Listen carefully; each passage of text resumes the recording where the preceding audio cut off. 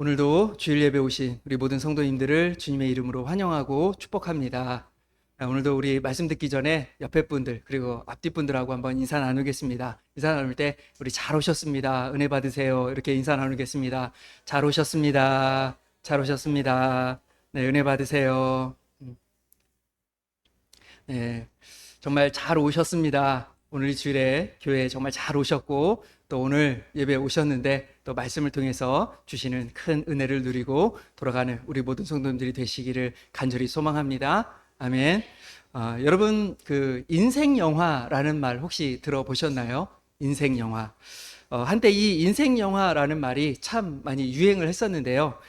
이 말은 그 인생에 있어서 최고의 작품이라고 생각되는 그런 영화, 혹은 나에게 있어서 그 가장 인상 깊었던 영화, 혹은 나에게 영향을 아주 많이 주었던 그런 영화를 인생 영화라고 부른다고 합니다. 그래서 인생 영화라는 말뿐만 아니라 그 인생책, 인생 명언 뭐 이런 말도 있다고 합니다. 근데 제가 이 말을 들으면서 이런 생각을 해봤던 적이 있어요. 뭐냐면 나에게 인생 말씀은 무엇이 있을까 하는 것입니다. 나의 삶에 가장 큰 영향을 준 말씀이 있다면 그것이 무엇일까 한번 생각해 봤던 적이 있습니다. 물론 뭐 다들 아시지만 말씀이 다 중요하죠. 말씀이 다 중요합니다. 하지만 그 중에 나에게 큰 그 영향을 주었던 말씀을 생각해 보니까 오늘 저와 여러분이 읽은 이 사도행전 12장의 말씀이 저에게는 인생 말씀이었습니다. 왜 저에게 이 말씀이 인생 말씀이 되었냐 하면 저에게 그 성경을 보는 눈을 조금 넓혀준 그런 본문이기 때문입니다. 제가 청년부 때 하니까 되게 오래전이긴 한데요. 청년부 때 그 청년부 담당 목사님께서 하루는 저를 부르셔가지고 사도행전 12장 20절에서 24절의 말씀을 가지고 청년부 모임에서 그 설교를 준비해가지고 설교를 한번 해보라고 그렇게 말씀하셨던 적이 있습니다. 그래서 제가 알겠습니다 하고는 그냥 집에 가서 저에게 주어진 본문을 살펴보니까 그 헤롯의 죽음이 기록되어 있는 이 본문의 말씀이더라고요. 그래서 이 본문을 어떻게 설교하면 좋을까 하고는 본문을 여러 번 읽고 또 읽고 그렇게 했습니다. 자, 본문을 여러 번 그렇게 읽고 또 읽고 하니까 어떤 일이 여러분 일어났을까요? 막 본문이 열리고 이것을 설교하면 좋겠구나, 이것이 하나님 주시는 은혜구나, 뭐 이런 은혜가 있었으면 참 좋았을 텐데 본문을 읽어도 무엇을 설교해야 될지 사실 잘 모르겠더라고요. 그래서 다음날 청년부 담당 목사님을 제가 다시 찾아가서는 목사님 어떻게 저한테 본문을 주셔도 이런 본문을 주십니까? 라고 제가 따지지는 못했고 목사님 본문이 너무 어려운데요, 제가 무엇을 설교해야 될지 잘 모르겠다라고 이렇게 말씀을 드렸어요. 제가 이렇게 말씀드리면 목사님이 본문을 조금 쉬운 걸로 바꿔주실 줄 알았는데 목사님 그러신 게 아니라 저를 붙들고 본문을 가지고 저에게 성경 공부를 해주셨습니다. 근데 그 목사님과 함께한 그 성경 공부를 통해서 정말 본문을 더 깊이 보고 본문에서 무엇을 말씀하려고 하시는지 그런 것들을 보게 되는 그런 훈련들을 할 수 있었어요. 그래서 그 성경 공부가 저에게는 큰 도움이 되었던 적이 있었습니다. 자, 오늘 저에게 이 본문이 참 기억에 남는 이 본문인데 바라기는 우리 주일에 오신 우리 모든 성도님들에게도 또 하나님께서 주시는 큰 은혜가 있기를 주님의 이름으로 축원을 드립니다. 아멘. 자, 그러면 오늘 본문을 통해서 우리는 무엇을 봐야 될까요? 먼저 오늘 본문 20절부터 24절을 우리 좀 같이 보기를 원하는데요. 본문 20절에서 24절에는요 헤롯의 죽음이 기록되어 있습니다. 자, 이 헤롯의 죽음을 통해서 하나님께서 우리에게 말씀하고 싶은 것은 무엇일까요? 그것은 바로 사람들이 보는 것과 하나님이 보시는 것이 다르다라는 것입니다. 자, 한번 따라해 보실까요? 사람들이 보는 것과 하나님이 보시는 것이 다르다. 자, 우리 같이 한번 성경 다시 한번 보겠습니다. 우리 21절에서 23절 말씀 한 번 더 같이 읽겠습니다. 헤롯이 나를 택하여 왕복을 입고 단상에 앉아 백성에게 연설하니 백성들이 크게 부르되 이것은 신의 소리요 사람의 소리가 아니라 하거늘 헤롯이 영광을 하나님께로 돌리지 아니하므로 주의 사자가 곧 친히 벌레에게 먹혀 죽으니라. 아멘. 자, 21절, 22절을 먼저 보시면 어느 날 이 헤롯이 왕복을 입고 단상에 앉아서 연설을 했습니다. 그런데 그것을 보고 사람들이 칭찬을 하기 시작을 했던 것입니다. 이 헤롯이 연설한 것에 대해서요, 그 역사에도 그 기록이 남아 있거든요. 이 성경에만 기록된 것이 아니라 역사책에도 기록이 되어 있습니다. 그런데 그 내용을 보면 이 헤롯이요, 은색 옷을 입고 연설을 했다 그래요. 근데 은색 옷을 입고 연설을 하는데 해가 이렇게 쫙 떠오르니까 그 해에 그 은색 옷이 그 해에 비치니까 어땠을까요? 막 반짝반짝, 그러니까 눈부실 정도로 빛났다라고 그렇게 기록이 되어 있습니다. 자, 그렇게 멋진 모습으로 연설을 하니까 사람들이 오늘 어떻게 반응했습니까? 예, 그가 연설도 잘하고 목소리도 좋고 정말 멋지다 이런 식으로 반응을 했던 거죠. 그 헤롯을 아주 칭찬을 했던 것입니다. 자, 그런데 지금 사람들은 지금 그의 목소리, 그의 외모, 그의 지위를 보고 있습니다. 자, 그런데 중요한 것은 하나님이 이 헤롯에게 무엇을 보셨는가 하는 것입니다. 사랑하는 성도 여러분, 하나님이 이 헤롯에게서 보신 것이 무엇입니까? 그가 왕인 걸 보셨습니까? 그가 연설 지금 잘하는 걸 보셨습니까? 아니면 그가 멋진 옷을 입고 아주 반짝반짝거리며 빛나는 것, 그런 것을 보셨습니까? 그렇지 않다라는 것이죠. 오늘 23절을 보면 뭐라고 말씀하고 있냐면, 하나님께서 헤롯에게 보셨던 것은 그가 하나님께 영광을 돌리는지 영광을 돌리지 않는지 그것을 보셨다고 말씀하고 있습니다. 그리고 그가 하나님께 영광을 돌리지 않으니까 하나님께서 어떻게 하셨습니까? 그를 치셨다라고 말씀하고 있습니다. 자, 결국 하나님께서 이 헤롯에게 보신 것이 무엇입니까? 하나님께 영광을 돌리는 삶인지 아닌지 그것을 보셨어요. 결국 우리 인생 가운데 하나님께서 우리 인생 가운데 보시는 것도 우리가 하나님께 영광을 돌리는지 아닌지, 하나님 뜻대로 살았는지 아닌지 그것을 보신다는 것입니다. 아멘이십니까? 여러분, 구약 열왕기야 그 15장에 보시면 북이스라엘 왕 여로보암 2세라는 왕이 나옵니다. 이 여로보암 2세가 어떤 왕이냐 하면 그 역사의 기록에 의하면요, 이 여로보암 왕 2세 때 그 북이스라엘이 가장 많은 땅을 정복하고 나라가 아주 부강해졌던 그런 때를 만든 그런 왕입니다. 자, 그런데 여러분, 역사 기록에 의하면 정말 아주 훌륭한 왕인데 이 열왕기야 15장에 가면 이 여로보암 2세에 대해서 여러분 어떻게 기록해 놓고 있는 줄 아십니까? 그에 대한 기록은요, 겨우 한 절뿐이에요. 뭐라고 말씀하고 있냐면, 그의 조상들의 행위대로 여호와 보시기에 악을 행하여 이스라엘로 범죄하게 한 느스밧의 아들 여로보암의 죄에서 떠나지 아니한지라. 자, 하나님께서 이 여로보암 2세에게 여러분 보신 것도 무엇입니까? 그가 많은 땅을 차지하고 북이스라엘을 부강하게 한, 여러분 그것을 보신 것이 아니라 그가 하나님의 말씀대로 살았는지, 그가 하나님을 잘 섬겼는지, 그가 하나님 뜻대로 살았는지 그것을 보고 계심을 보여주고 있습니다. 사랑하는 성도 여러분, 하나님께서 보시는 것, 그것이 무엇인지 여러분 분명히 아셨으면 좋겠습니다. 여러분, 하나님께서 보시는 것이 무엇입니까? 바로 하나님께 영광을 돌리는지, 하나님 뜻대로 살았는지 그것을 우리 인생 가운데 보신다라는 것입니다. 사랑하는 성도 여러분, 하나님께서 우리를 보실 때도 마찬가지인 것 같아요. 사람들은 다른 사람들을 볼 때 무엇을 봅니까? 제일 먼저 외모를 보죠. 외모를 봅니다. 그리고 또 뭘 볼까요? 이 사람이 명품을 둘렀는지 아닌지. 예, 요즘은 그런 거 많이 본다 그러더라고요. 오랜만에 만나면 이렇게 위아래로 한번 흐른대요. 뭘 입었는지, 뭘 들었는지, 뭘 신었는지 이런 것들을 본다 그러더라고요. 그리고 그의 직위, 돈, 집, 차, 이런 것들을 봅니다. 유독 우리나라는 이게 심해서 다른 사람들에게 보여주기 위해서 좋은 차를 타려고 하고, 그죠? 벤츠가 우리나라에 얼마나 많은지 모릅니다. 그리고 명품을 가지려고 하고 외모를 가꾸기 위해 노력들을 하는 것을 보게 됩니다. 자, 그런데 여러분, 하나님께서 우리에게 보시는 게 무엇인가 하는 것입니다. 여러분, 하나님께서 우리에게 보시는 것은 그런 것이 아니라는 거죠.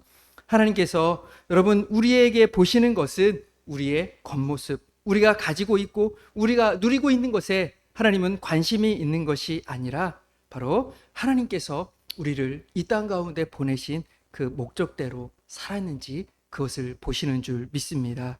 사랑하는 성도 여러분, 하나님께서 우리를 이 땅에 보내신 목적이 무엇입니까? 하나님께서 왜 우리를 이 땅 가운데 두셨을까요? 바로 하나님의 영광을 위해서 두신 줄 믿습니다. 나의 만족과 나의 유익을 위한 삶이 아니라요, 또 나를 드러내고 나를 자랑하는 그런 삶이 아니라 하나님의 영광을 위해, 하나님의 영광을 드러내는 삶을 살라고, 또 하나님의 그 살아계심을 세상에 좀 드러내는 그런 삶을 살라고 우리를 이 땅에 두신 줄 믿습니다. 여러분, 이것을 기억하며 이 땅을 살아가는 동안 더 많은 것을 갖는 것에 여러분 집중하는 인생이 아니라 하나님의 영광을 위해, 또 하나님을 기쁘시게 해드리고 하나님을 드러내는 그런 삶을 살아가는데 쓰임받는 우리 모든 성도님들이 되시기를 주님의 이름으로 축원을 드립니다. 아멘. 다음으로 오늘 본문 12장 1절부터 보면은 그 헤롯이 요한의 형제 야고보를 죽인 사건을 기록해 놓고 있습니다. 자, 그런데 헤롯이 야고보를 죽일 때 어떻게 죽였다고 말씀하고 있습니까? 우리 2절 말씀 같이 한번 읽어볼까요? 12장 2절 말씀 같이 읽겠습니다. 요한의 형제 야고보를 칼로 죽이니. 자, 헤롯이 이 야고보는 예수님의 제자 야고보입니다. 이 사도 야고보를 어떻게 죽였다고 기록하고 있습니까? 칼로 죽였다고 기록하고 있습니다. 자, 누가가 왜 이 야고보가 죽은 것을 기록하면서 그가 칼로 죽었다라고 이렇게 기록을 해놓고 있을까요? 그 이유가 뭐냐면 이 야고보의 죽음이 너무나도 불법한 일이었다라는 것을 말해주기 위함이에요. 야고보는 사실 죄가 있을까요, 없을까요? 죄가 없었죠. 죄가 없는데도 그 법적인 절차를 따르지 않고 그냥 죽인 거예요. 그래서 칼로 죽인 거죠. 여러분, 그 법적인 절차를 밟아가지고 그가 진짜 불법을 행한 것이 있어서, 죄가 있어서 죽인다 그러면 칼로 죽이는 것이 아니라 어떻게 죽였을까요? 그렇죠. 십자가에 매달거나 아니면 돌로 쳐서 죽이거나 그렇게 했을 것입니다. 그런데 그렇게 하지 않고 칼로 죽였다라는 것은 그가 법적인 절차를 따르지 않고 그냥 무자비하게 이 헤롯이 그를 죽였다라는 것을 지금 이야기해주고 있는 것입니다. 그런데 이 야고보의 죽음을 통해서 우리가 봐야 할 것이 있어요. 그것이 뭐냐면 바로 이 야고보의 죽음에 대해서 하나님이 갚아주신다라는 것입니다. 하나님께서 갚아주신다는 것을 우리는 볼 수 있어야 합니다. 자, 앞에서도 말씀드렸듯이 야고보의 죽음이 불의한 죽음이었어요.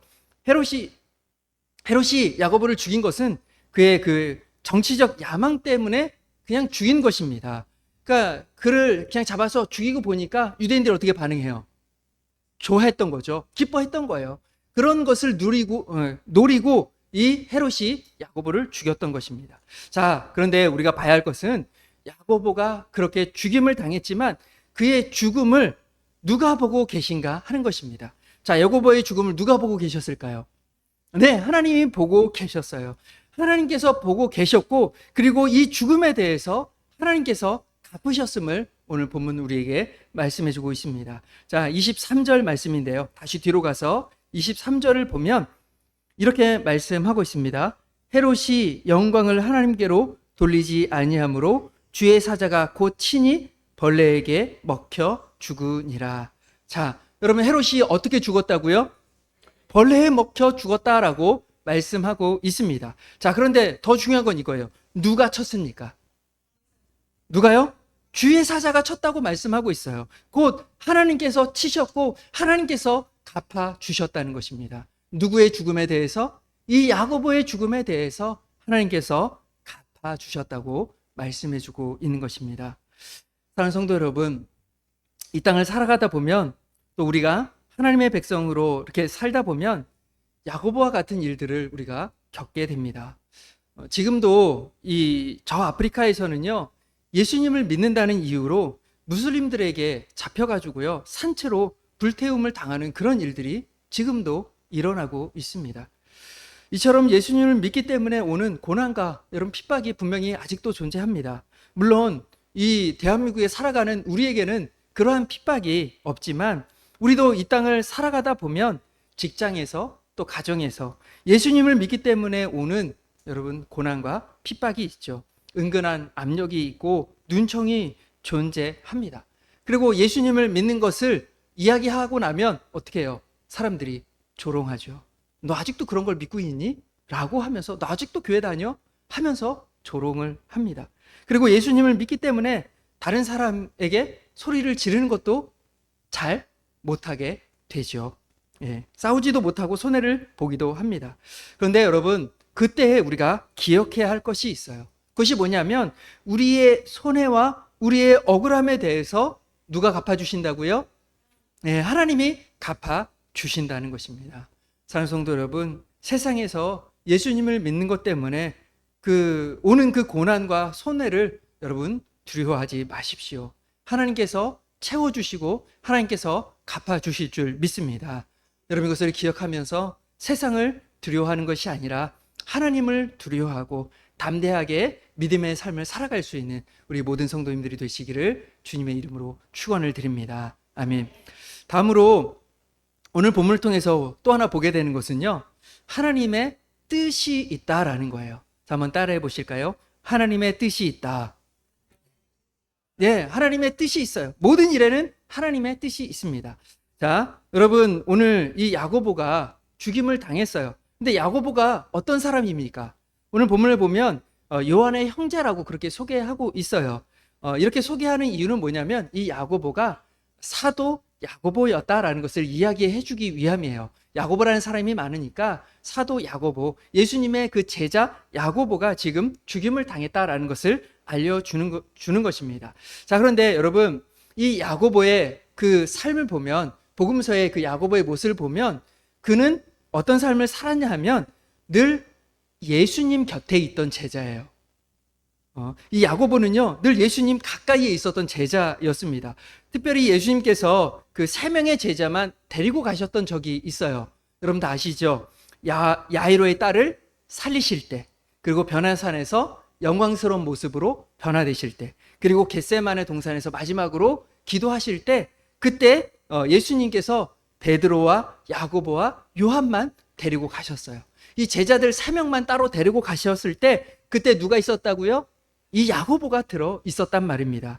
야고보는 그 누구보다도요 많은 시간을 예수님과 함께 했었고 예수님의 그 가르침을 많이 받은 그런 제자라는 것입니다. 자, 그런데 이런 야고보를 예수님은 지금 어떻게 하고 계십니까? 제자 중에 첫 순교자로 삼고 계신다는 거죠. 자, 하나님께서는 우리 이런 생각 해볼 수 있을 것 같아요. 예수님께서 야고보를 많이 준비시켜 놓으셨잖아요. 많이 가르치셨고 많이 데리고 다니셨고 하셨잖아요. 이렇게 많이 준비시켜 놓고 왜 이렇게 더 빨리 데려가시는 것일까? 그렇죠? 누구보다도 많은 가르침을 받았으면 더 많은 것들을 전해주고 더 많은 일을 할 수 있는 그런 사람일 것 같은데 왜 예수님께서는 이 야고보를 그렇게 빨리 데려가시는 것일까? 우리 이런 질문을 해볼 수 있을 것 같습니다.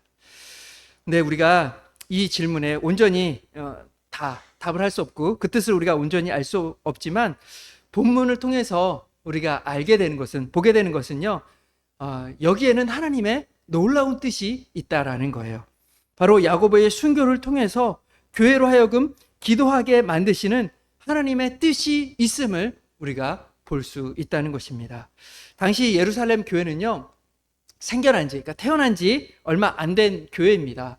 처음 생긴 교회예요. 조직도 제대로 없었고, 여러분 정말 모든 것이 제대로 갖춰지지 않은, 사실 건물도 제대로 없었던 그런 교회였습니다. 그런 교회였기 때문에, 그런 연약한 교회였기 때문에 하나님께서는 이 야고보의 순교를 통해서, 그리고 뒤에 보면 이 베드로의 그 투옥을 통해 가지고 무엇을 하게 하셨냐면 예루살렘 교회가 기도하도록 하셨어요. 예루살렘 교회가 기도하고 더 영적으로 성장하고 무장하도록 하나님께서 이렇게 만들어 가셨다는 것입니다. 그리고 이러한 일들을 보면서 깨닫게 되는 것은 지금 우리에게 오는 그 여러 가지 어려움들 속에도요, 하나님의 뜻이 있다라는 것입니다. 여러분, 그 뜻은 다른 것이 아니라 기도하게 하시기 위한 하나님의 뜻이 그 가운데 있는 줄 믿습니다. 여러분, 우리가 살다 보면 많은 고난과 어려움들을 경험하시게 될 것입니다. 그렇죠? 이미 많은 어려움들을 또 경험해 보셨을 것 같아요. 그런데 여러분, 우리 인생을 돌아보면 우리 인생에 고난이 올 때는 여러분 어떻게 하셨습니까? 더 기도하시지 않으셨나요? 인생에 큰 어려움이 찾아오면 더 기도하고 하나님 찾았어요. 그런데 인생의 고난이 지나가고 나면 어떠셨습니까? 기도하지 않게 되는 그런 모습을 여러분 보시지 않으셨나요? 여러분, 그런 의미에서 우리에게 오는 그 고난 속에는요, 우리가 당장은 알 수 없지만 분명한 하나님의 뜻이 있음을 우리는 믿어야 될 줄 믿습니다. 사랑하는 성도 여러분, 우리가 믿는 하나님은 그냥 이유 없이 하나님의 자녀를 괴롭히고 그것을 좋아하는 그런 하나님이 아니세요. 고난을 주시지만 그 고난 속에는 더 놀라운 하나님의 계획을 가지고 일하시는 신실한 하나님이신 줄 믿습니다.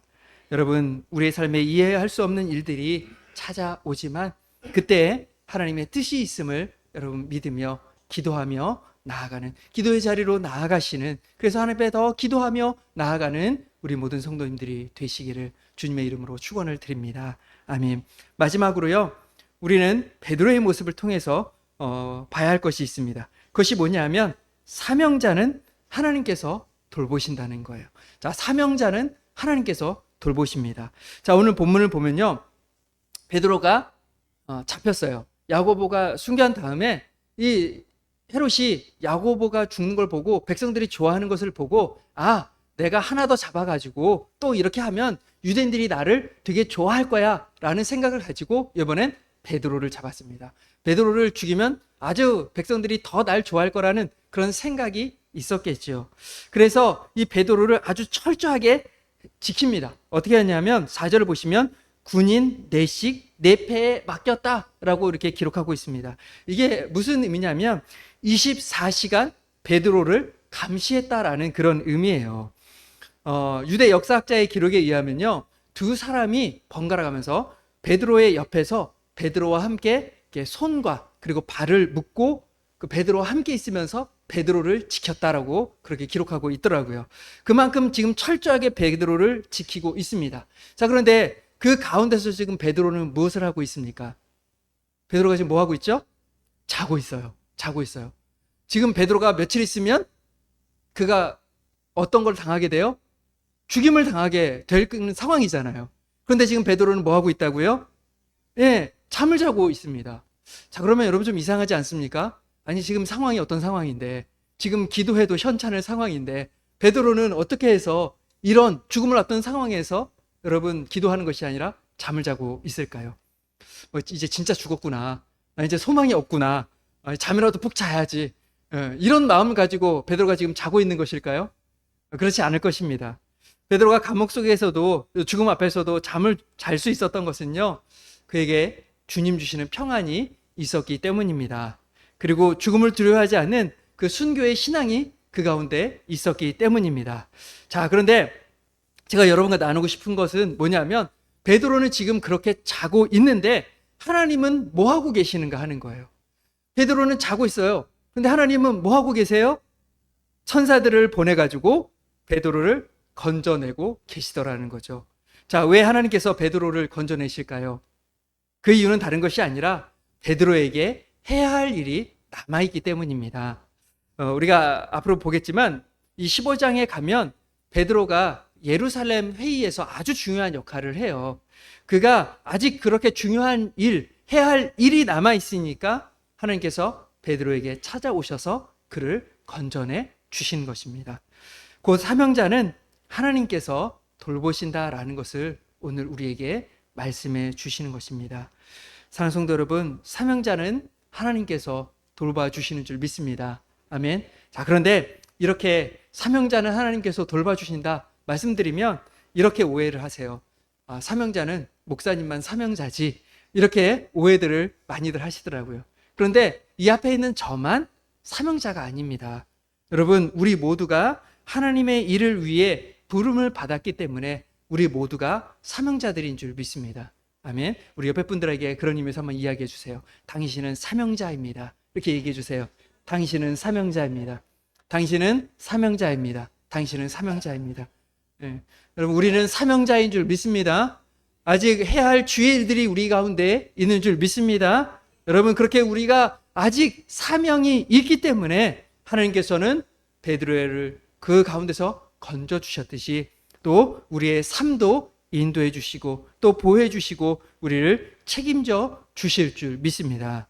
여러분, 이것을 기억하며 이 땅을 살아갈 수 있었으면 좋겠습니다. 여러분, 이 땅에 우리를 괴롭히고 우리를 핍박하고 정말 우리의 믿음을 흔드는 것들이 많이 있지만 그 가운데서도 하나님께서 우리를 지켜주심을 기억하며 또 믿음의 삶을 살아갈 수 있는 저와 여러분이 되기를 주님의 이름으로 축원을 드립니다. 아멘.